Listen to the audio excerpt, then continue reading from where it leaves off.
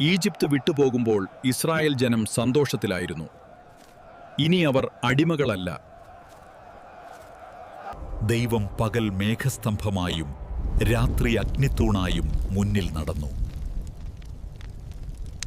ഫറവോനും അവന്റെ ജനങ്ങളും മനസ്സ് മാറ്റി.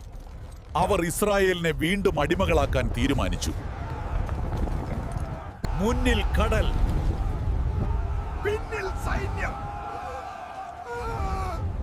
ജനം ഭയപ്പെട്ടു. ഭയപ്പെടരുത്, ദൈവം ഇന്ന് നിങ്ങൾക്കായി യുദ്ധം ചെയ്യും. അപ്പോൾ ദൈവം മോശയോട് പറഞ്ഞു, ബാ, ജനങ്ങളെ കടലിലേക്ക് മുന്നോട്ട് നടത്തുക. ദൈവത്തിന്റെ ശക്തിയാൽ കടൽ പിളർന്നു.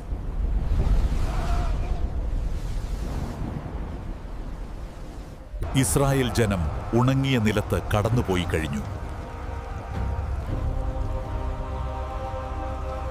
വെള്ളം മടങ്ങി.